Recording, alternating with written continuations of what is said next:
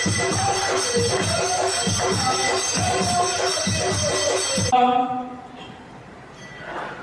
दीप ज्योति परब्रह्म दीप ज्योति जनार्दन ओम भर्गुवः स्वः मातेश्वरी।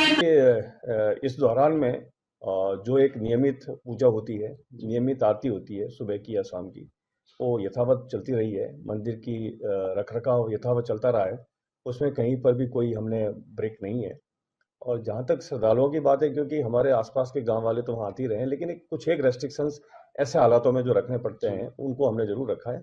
और अब जो भी श्रद्धालु वहाँ जाना चाहते हैं वो जरूर जाएं।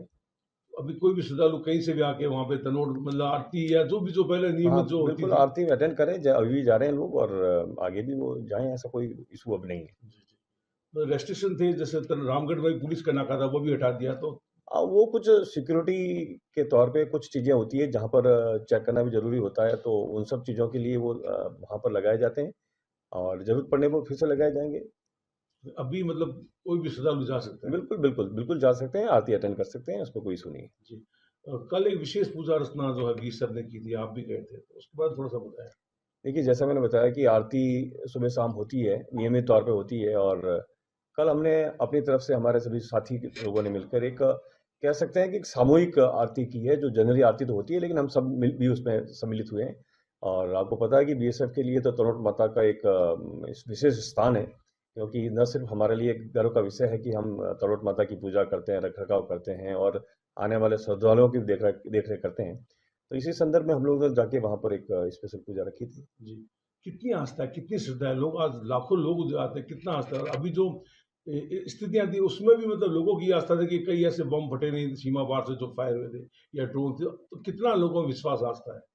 देखिए, अभी अगर पिछले वर्षों की बात करें तो निरंतर वहाँ पर आने वाले श्रद्धालुओं की संख्या बढ़ती जा रही है और लोग वहाँ आते हैं अपना आस्था व्यक्त करने, वहाँ पर आते हैं तड़ोत माता के चरणों में नमन करने। तो निसंदेह, क्योंकि जब उनकी हिस्ट्री सुनते हैं, पुराना जो वाक़े हैं, पुराना जो समय था जब 65 या 71 का, तो उस दौरान जो जिस प्रकार से उस एरिया की रक्षा हुई, उसके कारण माता की प्रसिद्धि बढ़ती गई, आस्था बढ़ती गई और उसी आस्था और भक्ति के कारण लोग आते हैं, अभी भी आ रहे हैं। और अभी भी जैसे ये जो फायर वायर हुए, कई कई गिरे, ऐसी जगह गिरे नुकसान नहीं हुआ, आस्था तनोट की कहा जाए। लेकिन माता की आस्था हमेशा से रही है और आगे भी रहेगी। और इसी दौरान भी हम लोग जो पूजा करते रहे हैं वो इसी आस्था के भरोसे करते रहे, इसी आस्था के साथ में करते रहे।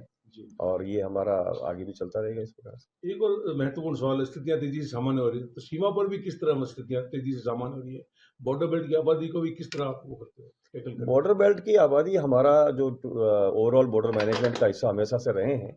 और क्योंकि आपको पता है कि हमारा जो बॉर्डर बेल्ट के लोग हैं वो एक महत्वपूर्ण हिस्सा है बॉर्डर मैनेजमेंट के, तो वो हमेशा उनके साथ में रहते हैं, उनमें सुरक्षा की भावना पैदा करना हमारा एक कर्तव्य भी है।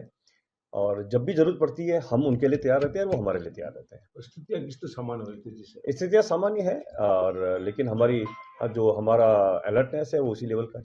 गर्मियों की छुट्टी होने वाली थी, मेरे पापा आने वाले थे, तो हम लोग सभी खुश थे। तो मैं एक बेड पे चढ़ के डांस कर रहा था। डांस कर रहा था, लेकिन वो पहले ही आ गए। फ्रीज।